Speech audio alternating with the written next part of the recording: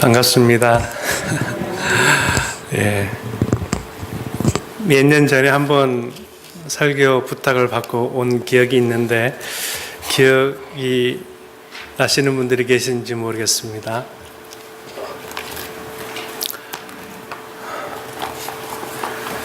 다시 만나 뵙게 돼서 반갑고 감사하고 또 초대해 주셔서 감사하고요. 사랑하고 축복합니다. 예. 아름다운 세상입니다.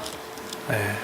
특히 교회 구조가 앞에 앉아서 보니까 뒤에 바로 파란 하늘도 보이고 그 하늘 위에 떠다니는 구름도 보이고 나무들도 보이고 푸른 들판도 보여서 너무 교회가 구조적으로 참 아름답다. 예. 제가 시카고에서 전공했던 학문이 영성, 스피리추얼리티인데요. 그 영성 중에서도 특별히 생태 영성이라는 학문을 공부를 했습니다. 그러니까 에코, 다른 말로 이야기하면 이제 생태 영성이란 말도 쓰지만 환경, 자연과 더불어 하는 영성, 이것을 공부하러 왔었는데요. 그렇기 때문에 더더구나 이 구조가 좀 더 새롭게 받아들여지고 느껴지는 것 같습니다. 제가 미국에 온 지 이제 만으로 13년 됐고요. 14년째가 돼가고 있습니다. 저보다 대부분 오래 되셨을 텐데 그래도 쉽지 않은 세월을 저도 미국에 와서 보냈다 이런 생각을 하게 됩니다. 참 어려운 시기를 보내면서 그래도 그 어려운 시기를 잘 이겨낼 수 있도록 해주었던 것은 목사임에도 불구하고 부인할 수 없는 것은 하나님의 말씀이었다라는 생각을 해봅니다. 한국에서 그리고 한국의 여러 지인들이나 가족들이 특별히 서포트 해주지 않는 이상은 참 미국에서 생활해 가기가 쉽지 않은 것이 현실이지 않습니까? 특별히 저희 가족은 네 가족인데 아내도 공부하고 저도 공부하고 아이들도 공부하고 다 학생이었어요. 그러니 짬짬이 아웃사이드로 사이드 잡으로 뭔가를 해야 했고 목사인 저조차도 정말 인간의 정말 뭐랄까요? 인간성의 저 밑바닥을 보게 되는 경험들도 하게 됐고요. 그러면서 참 이런 내가 목회를 할 수 있을까 이런 생각도 많이 하게 되었습니다. 그때마다 저를 다잡아주고 중심을 잡아주었던 말씀이 세 말씀이 있습니다. 첫째는 창세기 1장 31절 말씀입니다. 하나님이 그 지으신 모든 것을 보시니 보시기에 심히 좋았더라. 그렇습니다. 지난번에 왔을 때도 이 말씀을 잠깐 나눴었습니다. 하나님께서는 태초에 모든 것을 창조하신 후에 그 지으신 것을 보시고 이렇게 말씀하시죠. 심히 좋았다. 1장에만 7번이나 반복되고 있지 않습니까? 이보다 더 좋을 수 없다라고 말씀하신 거죠. 그래서 어느 수도원에 가보면 그런 말씀이 있다라는 말씀도 했습니다. 하나님께서 이미 좋다라고 마침표를 찍어 놓으신 곳에 물음표를 달지 마십시오. 하나님이 이미 좋다 하신 그것들을 하나님의 마음으로 하나님의 시선으로 누리십시오 라고 하는 글귀가 수도원의 벽면에 붙어 있는 것을 보았습니다. 이 말씀이 저를 어려운 시기에도 지탱해 주었다라고 하는 거죠. 왜냐하면 심히 좋다라고 하는 것입니다. 하나님이 좋다 하셨다는 거죠. 하나님의 형상대로 지어진 우리가 하나님의 자녀답게 거룩하고도 창조적으로 살아갈 수 있는 방법은 좋다 하신 그 세상을 좋음으로 선포하고 선언하고 살아가는 길밖에 없다는 생각인 것입니다. 그래서 저희 아이들과 아침마다 아이들 학교 태워다 주고 라이드 할 때마다 꼭 나눴던 인사가 있습니다. 함께 인사 한번 나눠볼까요? 그때도 잠깐 나눴었는데 Beautiful day. 예, 한번 따라해 보세요. Beautiful day. Wonderful day. Happy day. Miraculous day. Good day. Mysterious day. 제일 아래는 제 딸아이 이름입니다. 효희라는 이름을 가지고 있는데 큰 딸아이가 효희 이름이에요. 그래서 오늘은 효희의 날이야.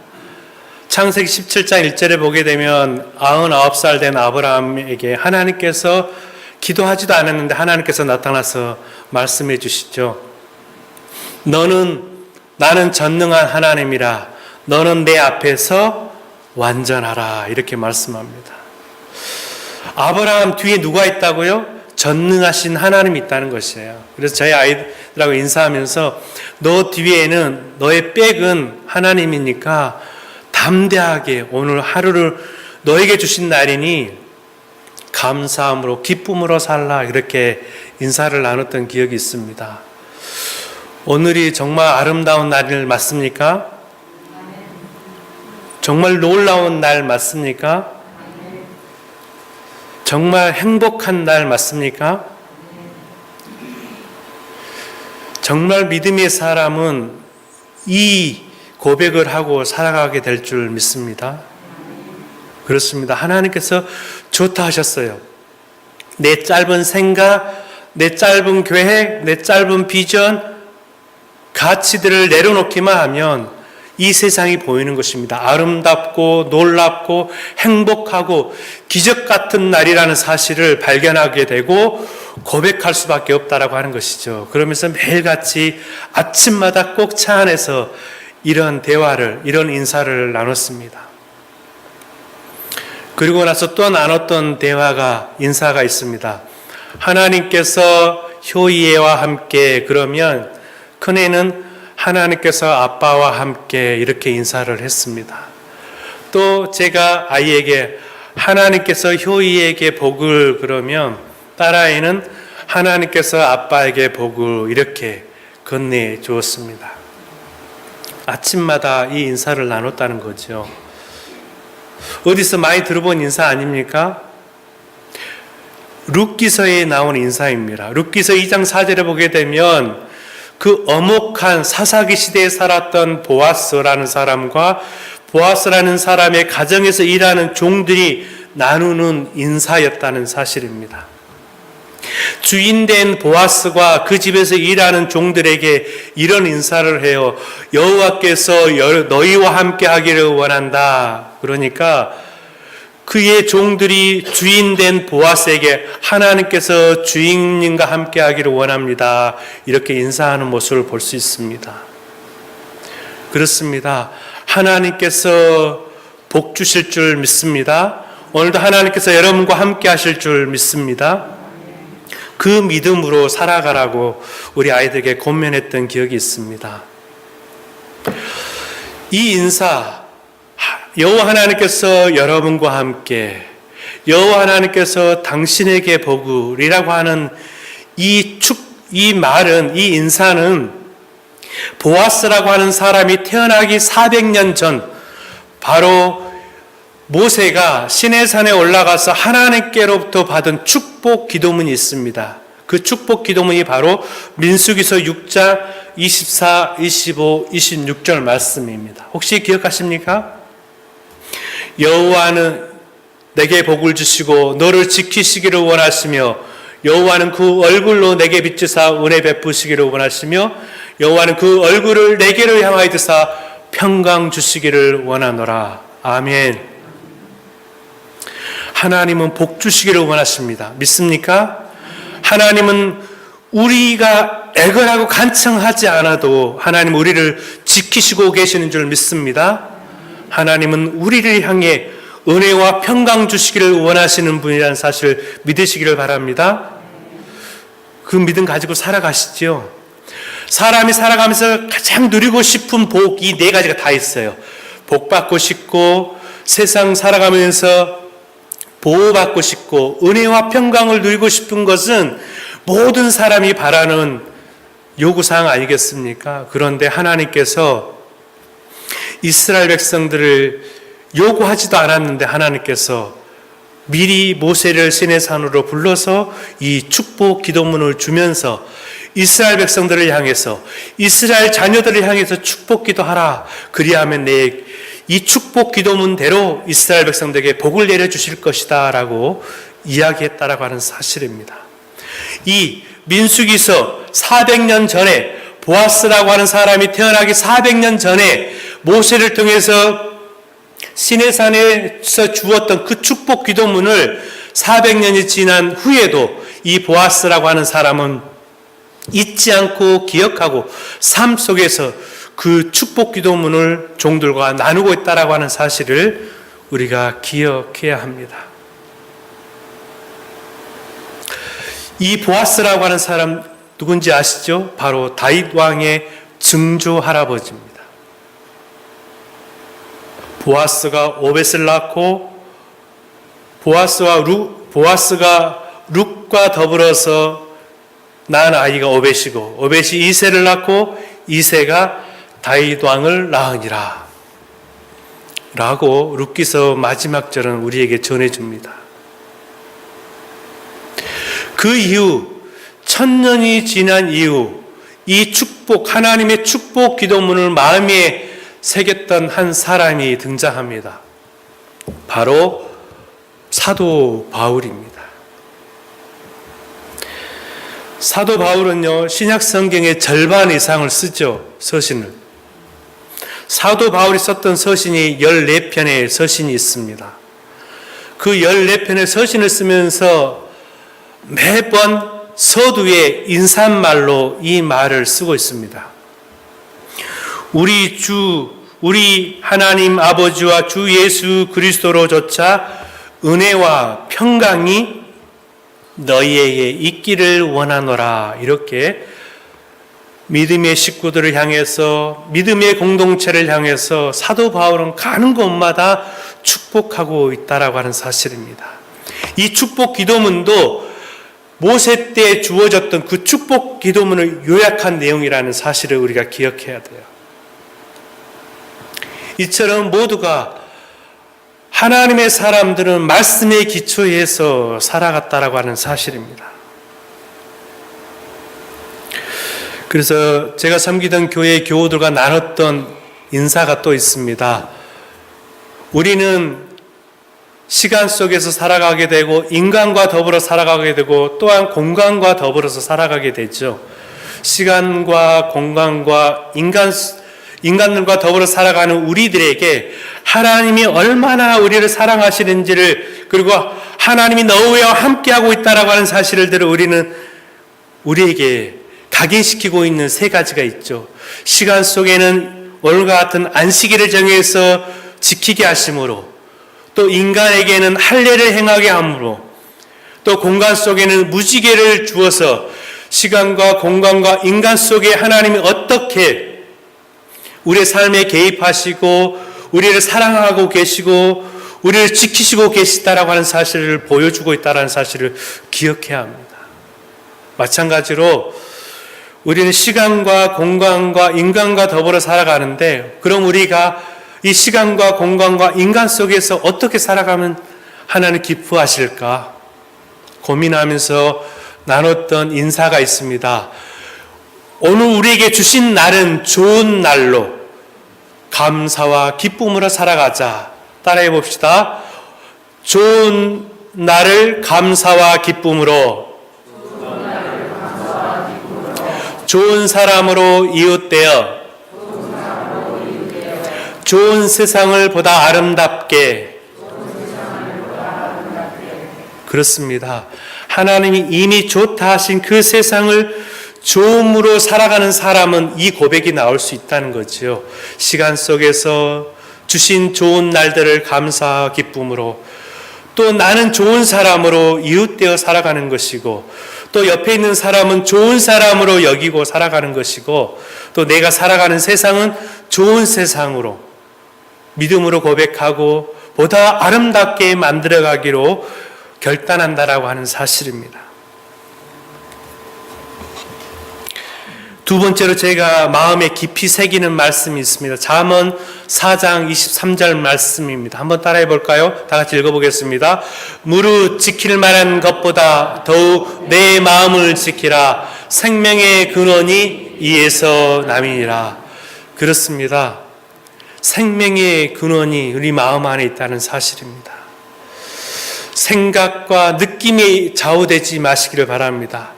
그것에 휩쓸려 살아가기 쉽습니다. 그러나 마음 중심에 생명의 근원이 있다는 사실을 기억하시고 중심을 잡고 살아가야 한다는 사실입니다. 그래서 제가 2019년도에 마음으로 새겼던 생활 지침 3가지가 있습니다. 입안에는 말이 적게 하자. 그리고 마음에는 생각이 적게 하자. 그리고 뱃속에는 밥이 적게 하자. 소식하자는 거죠. 이게 제가 지은 말이 아니고 어느 고전을 읽다 보니까 이런 말이 나오더라고요. 입안에 말이 적고 마음속에 생각이 일이 적고 배 안에 밥이 적으면 거룩한 사람이 될 수 있다. 성자가 될 수 있다. 이런 이야기를 하더라고요. 왜 마음속에 생각이 많습니까? 믿음이 없기 때문에 그래요. 경영을 스스로 하려고 그러기 때문에 그렇습니다. 하루를, 일주일을, 1년을 자신의 인생을 스스로 계획하려고 경영하려고 하기 때문에 마음에 생각이 많다라고 하는 사실입니다. 제가 아주 오늘 꼭 중점적으로 나누고 싶은 말씀은 이 말씀인데 요한복음 15장 5절 말씀입니다. 나는 포도나무요 너희는 가지니 저가 내 안에 내가 저 안에 있으면 이 사람은 과실을 많이 맺나니 나를 떠나서는 너희가 아무것도 할 수 없습니다. 아멘. 예수님은 자기 자신을 가리켜서 여러 모양으로 비유를 하셨어요.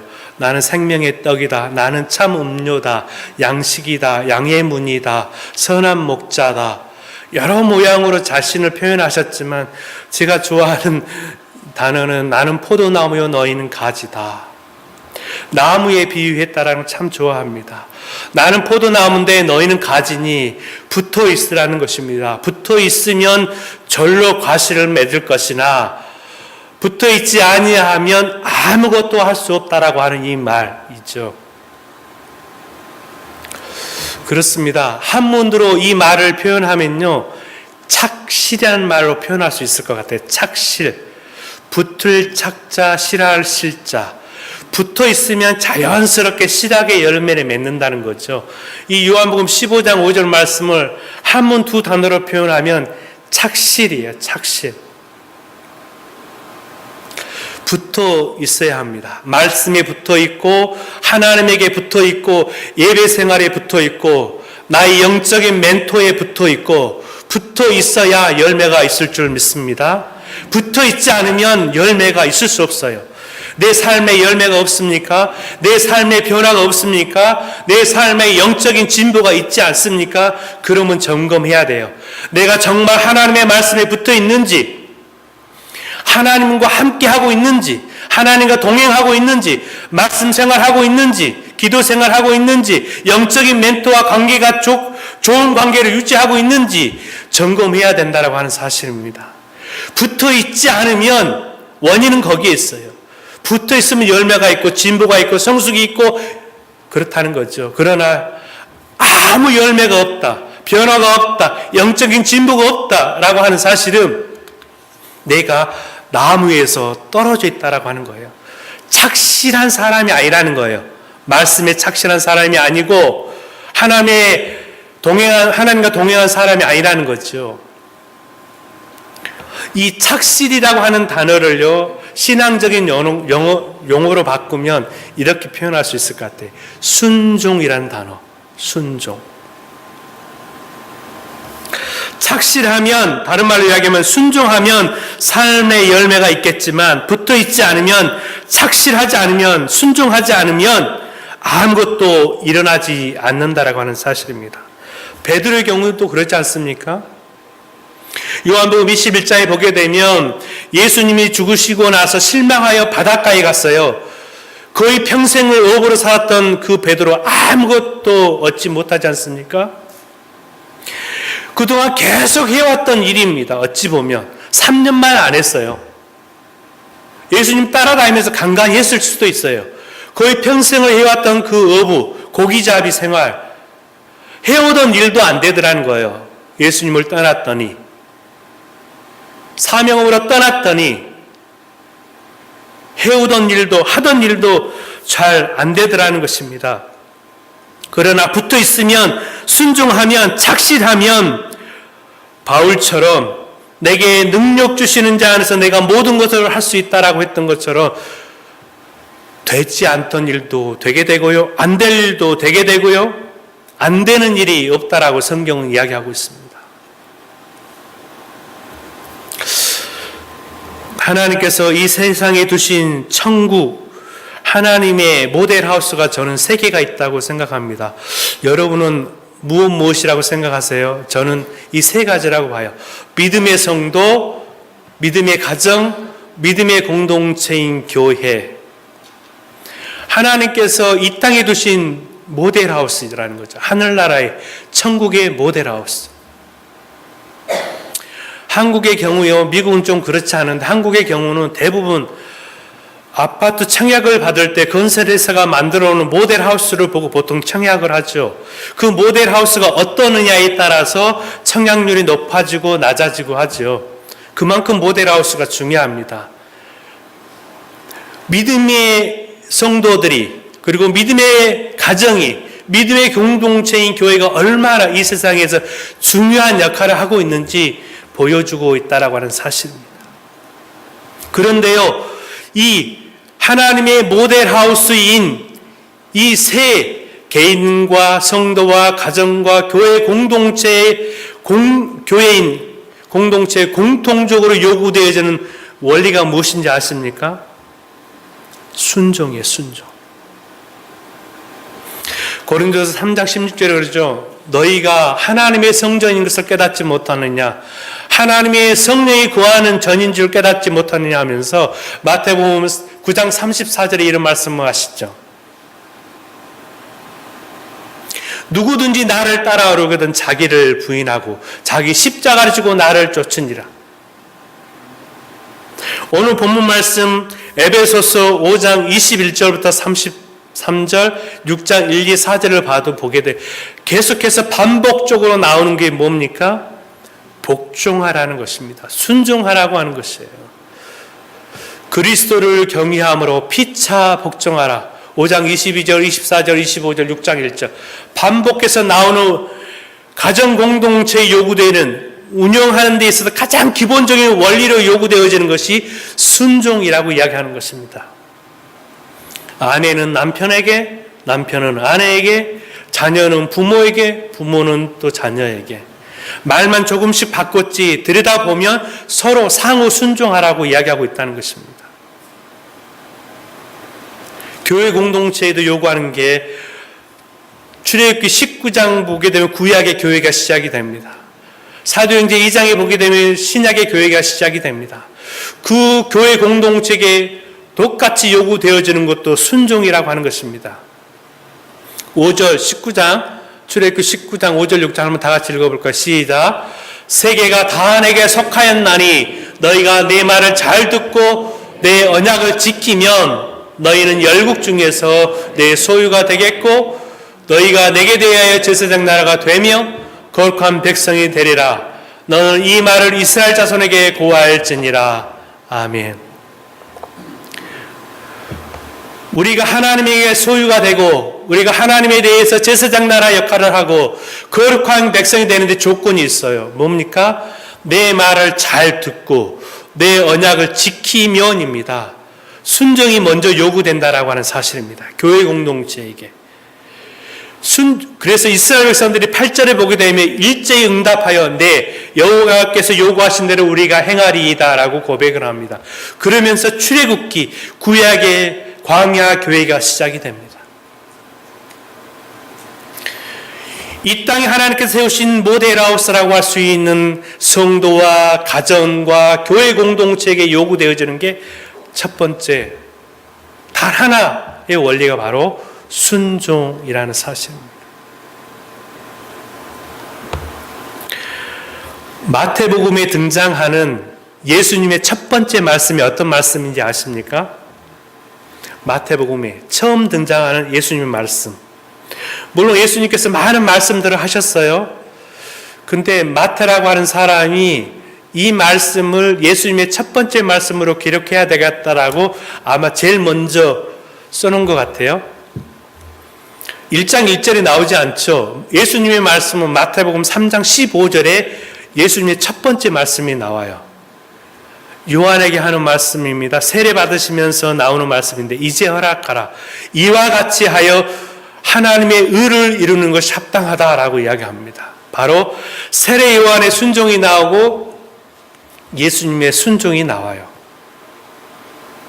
우리가 인간적으로 상식으로 이성적으로 생각했을 때 죄 없으신 예수님이 오히려 세례를 베푸셔야 될 예수님께서 세례를 받아야 할 세례 요한에게 세례를 받는 게 이치에 맞지 않죠. 오히려 예수님께서 세례를 베푸시고 세례 요한이 세례를 받아야 옳습니다. 인간적인 판단으로 봤을 때, 상식적으로 봤을 때도 그게 옳습니다. 그러나 예수님께서 말씀합니다. 아니다. 너가 내게 세례를 베푸는 것을 허락하라. 이렇게 하는 것이 하나님의 의를 이루는 것이다 라고 이야기하고 있다는 것입니다. 진정한 순종은요, 순종할 수 없을 때 순종하는 것이 진정한 순종인 줄 믿습니다. 순종할 수 있으면 그게 순종이 아니죠. 신약의 역사도 순종할 수 없을 때 순종함으로 시작됐다라고 하는 사실입니다. 기독교도 마찬가지예요. 기독교의 역사는 순종할 수 없을 때 순종함으로 역사가 시작이 됐어요. 기독교 역사가. 사람이 될 수 없으신 하나님께서 사람이 된 그 사건, 그 역설의 사건이 바로 기독교의 역사의 시작입니다. 예수님께서 다 이루셨다라고 하실 때 겟세마네 동산에서도 자기 뜻을 내려놓고 순종하심으로 기독교 역사는 마무리됐다라고 이야기할 수 있다는 사실을 우리가 기억해야 합니다. 사무엘상 8장에 보게 되면 여러분들 보십시오. 이스라엘 백성들이 사무엘에게 나아가서 우리에게 이웃 나라들처럼 우리도 왕을 세웠으면 좋겠다. 왕정 제도를 만들었으면 좋겠다라고 요구하죠. 당시 이스라엘 백성들의 대부분이 아니 99.99%가 우리는 왕정 제도가 필요합니다. 왕이 있으면 좋겠습니다. 사무엘에게 나와서 따지고 하나님께 요구합니다. 그게 하나님의 뜻이었습니까? 아니었습니다. 당시에 하나님의 뜻을 헤아리는 사람은 사무엘 한 사람밖에 없었어요. 그런데 하나님께서 하나님의 뜻을 정확하게 이해하고 있었던 사무엘의 뜻대로 하지 않으시고 하나님의 뜻과는 정반대의 죄의 길을 가고 있는 이스라엘 백성들의 뜻을 용납하시더라는 것이에요. 우리가 분명히 기억해야 합니다. 우리가 착각할 수 있어요. 교회 일을 하면서요, 어떤 사람들은 내 의견이 다수의 의견이 되어서 관철되면 그것이 하나님의 뜻이라고 생각을 해요. 그래서 그 일에는 내가 순종을 하는데 어떤 교인 중에 어떤 소수의 의견이 분명히 옳은데 그것이 교회 안에서 소수 의견이 되어서 채택이 되지 않을 때가 있어요. 그래서 그것은 하나님의 뜻이 아니야라고 우리가 생각할 때가 있어요. 착각하면 안 돼요. 소수의 의견임에도 불구하고 아니 교회의 어느 한 사람의 의견에 할지라도 그것이 하나님의 뜻이고 하나님의 의를 이루는 방법일 수 있다는 사실을 우리가 늘 기억해야 한다는 사실입니다. 제가 지금 시카고에서 여러 교회에 설교 목사도 하고 임시 당회장도 하고 그러는데요. 아시다시피 시카고에 많은 큰 교회들이 나눠졌습니다. 뭐 동성연애 문제로 인해서 아니면 여러 목사님과 기존 장로님과의 갈등 때문에 다 있어 봤어요. 제가 몇 군데 대부분 큰 교회가 나눠진 교회 가봤는데 어떤 교회는 제가 임시당회로 있었냐면 남아있는 교인들, 교회가 나눠져서 떠난 사람이 아니고 남아있는 교인들이 모여있는 교회 당회장으로 가서 1년 넘게 심우도 했었고요. 또 교회가 나눠져가지고 떠난 교회, 거기 가서도 제가 설교 목사를 꽤 오래 했습니다. 들어보면요, 둘 다 잘못을 했다 하지 않아요. 절대로. 내가 상처받았고 저들이 잘못했다고 그러지, 남아있는 사람도 떠난 사람도 자기들 추후도 잘못 없다고 이야기합니다. 회개하지 않습니다. 옳다는 거예요. 우리 생각이 옳다는 거예요. 고집하는 것입니다. 마태복음 3장에 보게 되면 세례 요한이 허한지라 그렇게 돼요. 세례 요한이 몇 번을 말렸어요. 말렸는데 그 원어를 보게 되면요, 미완료 과거 시제로 되어 있어요. 세례 요한이 몇 번을 예수님을 말렸어요. 그러시면 안 됩니다. 당신이 제게 세례를 베풀어야지 제가 어떻게 당신에게 세례를 베풉니까? 그러면서 말렸는데 어떻게 됐다고요? 허한지라, 허락했다는 거예요. 순종했다는 거예요. 우리 같아도 그렇죠. 세례 요한이 가장 이성적이에요. 상식적이죠. 세례 요한은 그랬을 거예요. 내 생각이 맞아. 내가 예수님에게 세례를 받는 게 맞지. 어떻게 예수님이 내게 세례를 받냐고. 그러면서 계속 고집 부렸으면 하나님의 역사는 이루어지지 않아요. 예수님의 공생의 시작은 이루어지지 않아요. 우리가 교회 안에서 순종할 만한 일에 순종하면 교회 역사는 일어나지 않습니다. 순종할 수 없는데 순종하는 거예요. 세례 요한처럼.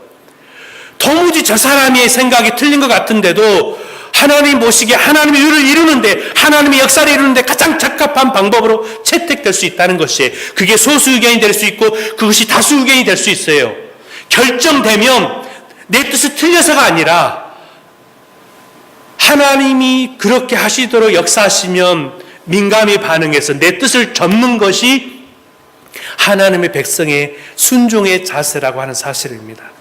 근데 제가 나눠진 교회 다 가보면요, 고집 부리다가 나눠져요.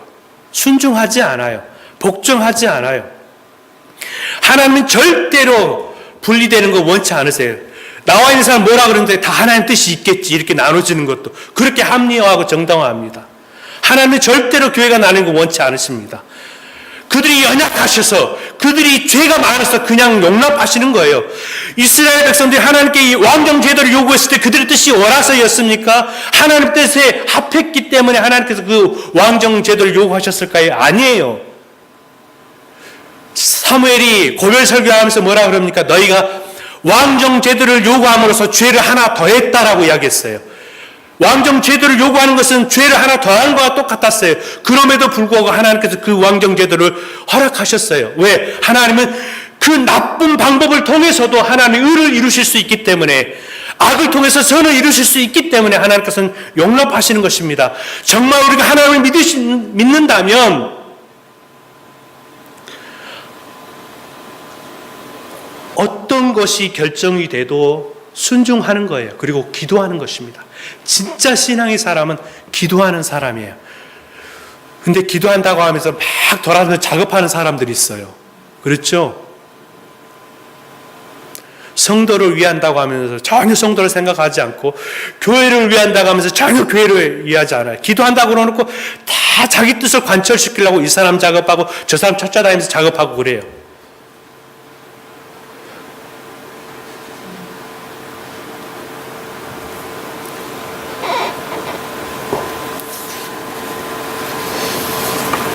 교회의 역사가 일어나지 않는 이유, 변화가 일어나지 않는 이유, 예배를 드리지 않아서요? 기도하지 않아서요? 새벽제단 쌓지 않아서요? 아닙니다. 저는 그렇게 보지 않습니다. 우리 크리스찬들은요, 새벽제단 쌓으면서 싸워요. 예배 드리면서 싸워요. 철야기도 하면서 싸우고 금식 기도하면서 싸워요. 절대 순종하지 않습니다. 자기 생각을 믿어요. 하나님을 믿는 게 아니라 자기 가치를 믿고 자기 생각과 자기 판단을 믿어요. 그게 우상이에요. 공동체의 의견이, 다수의 의견이 결정이 되면 따라야 돼요. 그것이 하나님 뜻이 아닐 수 있다니까요. 맞아요. 아닐 수 있어요. 이스라엘 백성들의 죄처럼 다수 의견이 결정되면 저는 교회는 만장일치로 통과돼야 된다고 봐요. 왜 만장일치가 돼야 되냐면, 왜냐하면 다수 의견이 결정되면 소수의 사람들이 자기 뜻이 설사 맞더라도 접는 게 그게 옳은 방법이에요. 그게 순종의 자세예요. 교회는 전원일치로 만장일치로 통과돼요. 모든 일들 그게 덕이 돼요. 그러면서 하나님의 역사를 목격하는 거예요. 기다리는 거예요. 참는 거예요. 그러면서 하나님의 인내를, 하나님의 고통을, 하나님의 고난당하심을 우리가 배워가는 기회가 되는 거, 과정이 되는 것입니다. 이스라엘 백성들이 애굽에서 400년 광야 생활하면서, 광야에서 40년 생활하면서, 바벨론에서 70년 포로 생활하면서 그걸 배우는 거 아니겠습니까?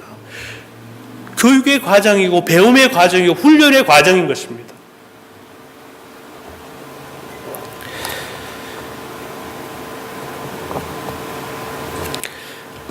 마지막으로 이 말씀만 나누겠습니다. 순종하면요, 다 아는 내용입니다. 우리가 그 순종을 우리 삶의 현장으로 좀 더 확장시켰으면 좋겠다, 이런 생각을 합니다. 제가 아웃사이드에 일을 하면서 많이 느꼈던 것들, 특히 크리스천들을 많이 만났는데 교회에서 모습과 바깥에서의 모습이 너무 달라. 적용이 잘 안 돼요. 참 안타깝더라고요. 그렇게 분리가 되면 역사가 일어나지 않습니다. 변화가 일어나야 돼요. 마가복음에 보게 되면 예수님께서 시내 산에 변화산상에 올라갔을 때도 제자들은, 새 제자는 여기 있으면 좋겠습니다 했을 때 예수님 뭐라 그랬어요? 내려가라 그랬어요. 삶의 현장으로 내려가라 그랬어요. 누가복음 2장 52절에 보게 예수님의, 누가복음에 등장하는 예수님의 첫 번째 말씀이 나와요. 예수님이 12살쯤 되었을 때 예루살렘 성전에 제사 드리러 갔다가 부모랑 엇갈려서 어려움을 당하다가 나중에 만나죠. 그때 나눴던 예수님의 말씀이 누가복음에 등장하는 예수님의 첫 번째 말씀입니다. 그리고 나서 누가복음 2장 52절에 어떤 말씀이 나오냐면, 예수께서 한 가지로 내려갔다 그랬어요. 나사렛에 가셔서 순종하여 받드시더라, 이렇게 나와 있어요. 예루살렘에 계시지 않았어요. 계속 예루살렘에 살지 않았어요. 하나님, 거룩하신 하나님 예수 그리스도께서 성전에만 계시지 않고 성전 예루살렘에서 내려가사 나사렛에 내려가셔서 순종하여 받들었다, 이렇게 나와요. 이 말이 너무나 저에게 던지는 메시지가 큽니다. 우리도 삶의 현장으로 가야 돼요. 적용해야 돼요. 거기서 변화된 모습을 내가 보여줘야지. 그래서 모델하우스 역할을 제대로 할 때, 제사장 역할을 잘 할 때 믿는 자들이 더 날로 늘어날 줄 믿습니다. 좀 더 확장하면요, 제가 전공하는 게 영성이라고 했죠. 스피리추얼리티, 영성. 그래서 제가 캐토릭 영성을 공부를 했는데요, 베네딕트 수도원에는 꼭 이 말이 있어요. 베네딕트 수도원에는 순종의 내용을 어디까지 확장하면 우리가 살아가면서 만나는 모든 사물들, 살아있는 생명체인 사람, 동물뿐만 아니라 모든 사물에게까지 확장해야 된다고 아예 수도 규칙에 나와 있어요. 이런 피아노, 이런 의자, 강대상, 우리가 쓰는 물건들, 옷도 마찬가지고, 집에서 쓰는 치약, 그러니까 일상생활하면서 만나는 모든 물건들에게도 순종해야 된다라고 그랬어요. 그러면 이 사물들, 대화가 안 되는 이 무생물인 이 사물에게 하는 순종은 어떤 순종일까요? 사용하기 전의 모습, 쓰여지기 이전의 모습으로 돌려놓는 것이 순종이라고 거기서 이야기를 해요. 우리가 쓰던 물건들 있지 않습니까? 그 쓰던 물건들을 쓰고 아무렇게나 쓰는 경우들이 내버려두는 경우가 있죠. 집에서도 보면 급하니 어디 외출할 때 보면 옷을 훌러덩 뱀이 허물 벗듯이 벗고 안 치우고 그대로 나간 경우 있죠. 그러다 부부가 또 싸워요. 왜 안 치웠냐? 양말 때문에, 수건 때문에, 치약 때문에. 어떤 물건을 찾는데 남편은 잘 정리를 하는 사람이고 아내는 정리를 잘 안 해. 그래서 싸워요. 우리가 만나는 사물들에 좀 더 순종하며 산다면 우리가 살아가는 조직 안에서, 공동체 안에서, 가정 안에서, 교회 공동체 안에서 많은 부분의 갈등과 분열의 많은 내용들은 사라지게 될 것입니다. 변화가 일어날 것입니다. 이것도 쓰고도요, 그대로 놓고 갈 게 아니라 원래 쓰기 전에 장소에 그대로. 제가 마지막 사진 몇 가지를 준비했는데요. 맨 끝에 거 한번 보여주죠. 맨 끝에. 제가 월마트에 가서 찍은 사진인데, 지난 겨울인데, 겨울에 카트 있죠. 카트가 그 주차장인데 눈이 쌓이는데 이렇게 막 버려져 있는 그 카트 모습을 보면서 마음이 너무 아팠어요.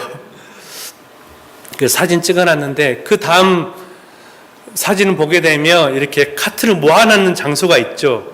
쓰기 전에 있었던 자리. 우리가 카트에게 순종하는 방법이 뭐라고요? 사용하기 전에 있는 곳에 그대로 놔두는 거. 제가 요즘에 많이 반성했던 것 중에 하나가 어떤 것이냐면, 신발을 저는 급하면 구겨 신는 버릇이 있어요. 운동화 같은 거 뒤에 있죠. 뒷굽을 구겨 신는 버릇이 있어요. 어느 순간에 저 생각을 하면서 내가 이 신발에게 순종하는 방법이 뭘까라고 생각을 하니까, 신발이 내가 구겨 신으면 좋아할까 싫어할까 생각해보니까 구겨 신으면 싫어할 것 같더라고요. 그래서 어느 순간부터 절대로 구겨 신다고도 얼른 펴가지고 신고 했던 경험이 있는데요. 이런 것 하나부터 우리가 삶 속에서 하나하나 순종을 구체화시켜 간다면, 실천해 간다면 우리 안에 많은 갈등들은 사라집니다. 불순종할 수 있는 상황에서 순종할 수 있는 것, 그것이 우리가 오늘 본문 설교 제목이 뭐죠? 거룩하고 흠없게. 우리가 태초에 불순종함으로 거룩부터 멀어졌지 않습니까? 더러워졌지 않습니까? 죄인 되지 않았습니까? 우리가 거룩하고 흠없이 보존되는 방법은요, 순종밖에 없습니다. 내가 오늘 하루를 살아가면서 만나는 모든 사람들과의 관계에서, 모든 사물과의 관계에서 내가 순종을 구체적으로 실천해 갈 때 우리는 거룩하고 흠없이 보존될 줄 믿습니다. 그런 삶을 통해서 내가 먼저 변화되고 가정을 변화시키고 또 교회 공동체를, 내가 만나는 공동체들을 변화시켜가는 믿음의 역사를 일으켜 가시는 저와 여러분이 될 수 있기를 간절히 축원합니다. 기도하시겠습니다. 고맙고 감사하신 하나님 아버지, 오늘도 본문의 말씀을 통해서 우리가 하나님의 자녀답게, 하나님의 형상을 닮아 지은 자답게 살아가는 방식이, 그리고 거룩하고 흠없이 보존되고 살아가는 방식이 무엇인지를 가르쳐 주셨사오니 감사합니다. 어느라고 부족한 저희 입술을 통해 증거된 귀한 말씀들이 성도들의 마음에 새겨지게 하시고, 그 말씀들을 예수님처럼 삶의 현장에 내려가 실천함으로 하나님의 역사, 사랑의 역사, 수고의 역사를 만들어가는 귀한 주의 성도들 모두 되어주도록 복내려 주시옵소서. 예수 그리스도의 이름으로 기도하옵나이다. 아멘.